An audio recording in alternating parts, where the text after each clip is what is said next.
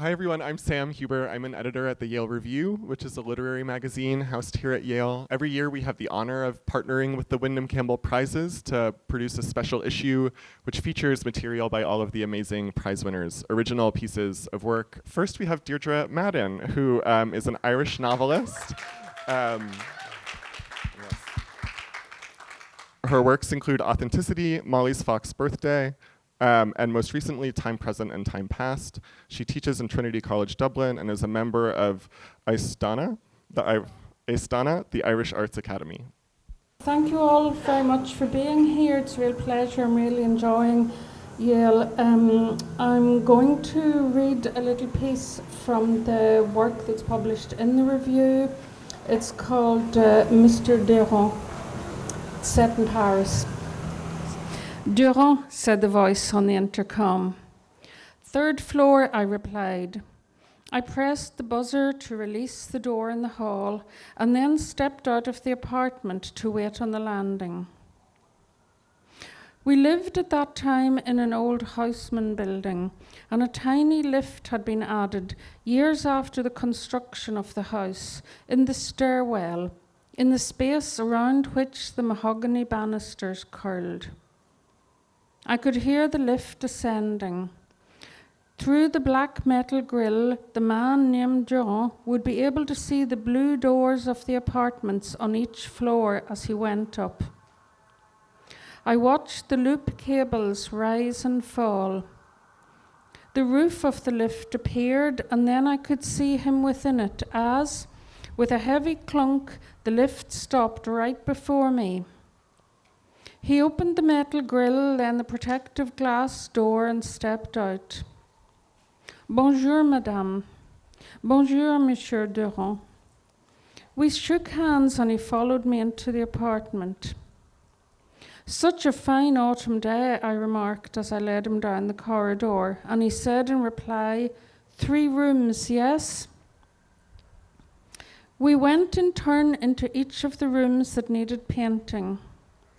They were empty with slightly grubby walls and herringbone parquet. 2 of them, our son Martin's room and the room that was to be the nursery for the baby when it arrived, looked out onto the courtyard. The 3rd room, the salon, gave onto the street. Monsieur Durand looked up at the ceilings. He inspected the plasterwork and folded back the shutters at the windows. He gently touched the walls. We discussed what sort of paint he would use, the type of finish that would look best in an apartment such as this.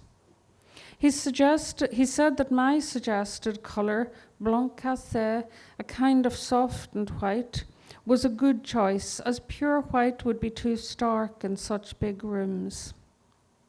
He spoke a slow, clear French, which I found easy to understand, and that was a relief to me.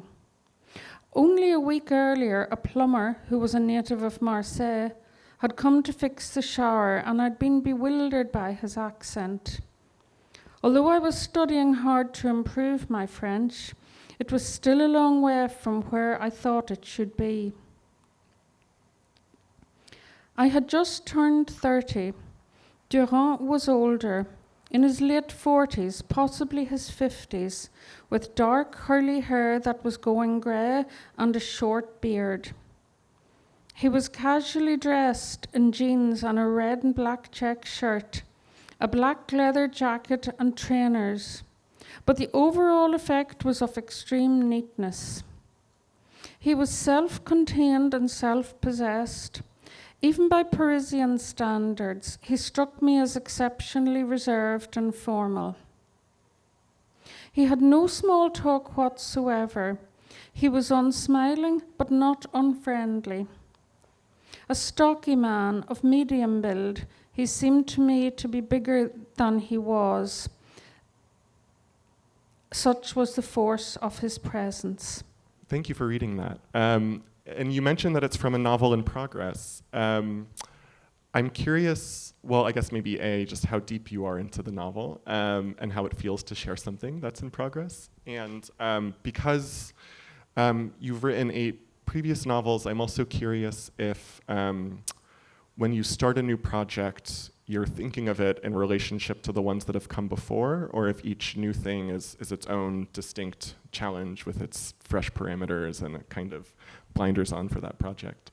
Thanks. I'll begin with the final question, which is that every new project is different and brings its own issues.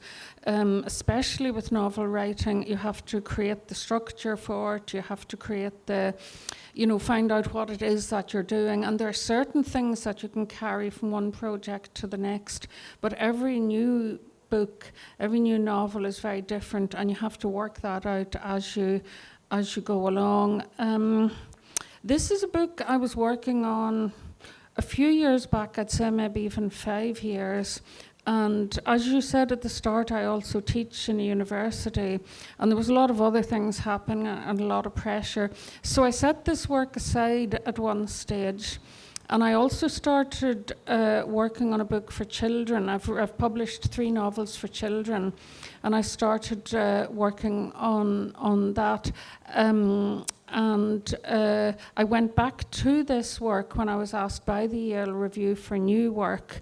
And I thought, well, what have I that's new and unpublished? And I took this out and I started working on it again. And I was really happy to get back into it and happy for the opportunity. And I'm retiring very soon, and I know that I'll continue on. So I'm glad for that. There were things in this work that I was finding tricky. And I think that was one of the things that sort of encouraged me to set it aside for a while. I think writing about a country that isn't your own, writing about a country where the first language isn't English, writing about characters whose first language isn't English, I think a lot of those things, writing about characters who in many ways are very different to you, I think all of those things were really difficult. I won't even say challenging, they were difficult. And I sort of began to wonder, have I bitten off more than I can chew here? But I was grateful to have the opportunity to go back to it. And I'm keen to have another go when I get the opportunity. We love to hear that. I'm glad it didn't spoil it for you or anything. And you wrote a brief sort of intro head note to it for the issue in which you talk about your love of visual art and how that's informed your work, and also place and how important place is to you. You have this great phrase about the look of the city and how that's something you're really interested in with Paris. And it makes me curious about sort of how these two things, place and visual art, how they factor into your work, especially because I sort of noted during the ceremony last night how much of your award video is about time and the importance of time to your work. And on the one hand, visual art, landscape can seem like sort of still static things, but of course they also live in time. And yeah, how do those things fit together for you? There's a lot there to unpick and unpack. Yes, visual arts are very important to me. I lived in Europe for quite a long time. I was in Italy for 3 years and in France for 3 years. And how can you not become interested in the visual arts when you're living in a place like that? I was actually living in Paris. And that became a whole area, not just looking at art, but how art is made. And I'm doing another event related to that later today down in the art gallery. So that would be a very major theme, and also how that is related to how we experience art in time. And again, time is something that is, a subject that's very, very important in my work. How we exist in it, how we experience it, how we feel it. I'm very fond of animals. I'm very interested in animals, and very conscious that they don't experience time the same way that we do. I was walking down a street in Paris one day, and I saw a woman, and she had they're like French gun dogs. They're beautiful, like sort of whitey dogs, liver-coloured browny patches on them. And I'd seen dogs like that in very old paintings. And it suddenly struck me, they don't know they're in Paris. They don't know that it's the 21st century. They don't really know anything. They're just walking along there. And it sounds like a funny thought, but really that is it. And there's something very, very beautiful about that sort of pure existence in the moment and in the place. So lots of ideas like that sort of really appeal to me because, people are very different. You think of Auden's beautiful line about the birds, as I listened to all the birds in the garden, how they don't have language. Let them leave words to their lonely betters who count the days and long for certain letters. We too make noises when we laugh or weep. Words are for those with promises to keep. So I think that, animals, I think animals are something I've written about a little bit, but it might become a subject more. I'm really getting interested in that, so. It's true the dog didn't know it was in Paris. I'm going to keep thinking about that. Okay, well maybe then I'll conclude with one of our recurring questions, and this one requires you to make a choice between some categories of question. Would you like favorites, lasts, firsts, or nevers? Oh, wow. Favorite, last, first, never. Well, I'm beginning to regret going first.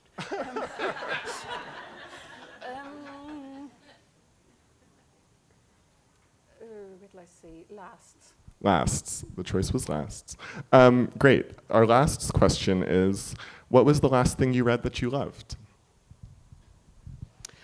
I read a book which I actually recommended to Hanif yesterday. It was by John Fosse, who's the Norwegian novelist who won the Nobel Prize a few years back. And it's a very, very short book. And it's absolutely extraordinary. I can't think of another book I've read like this. It's quite Beckettian in some ways, and I'm not a huge fan of Beckett, but it's also a very deeply spiritual book in other ways.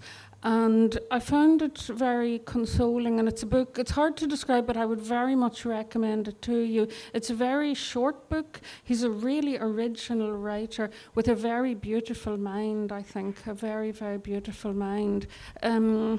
He's Catholic. He had a very big problem with alcohol, and on foot of that, I think he stopped drinking and converted to Catholicism. But it's not at all a sort of pietistic book in any way whatsoever. I think it's very mystical. It really gets to the heart of something. So I'm keen to recommend that. John Fosse, F-O-S-S-E. What was the title? A Shining. Shining. Thank you so much, Deirdre. Really appreciate it.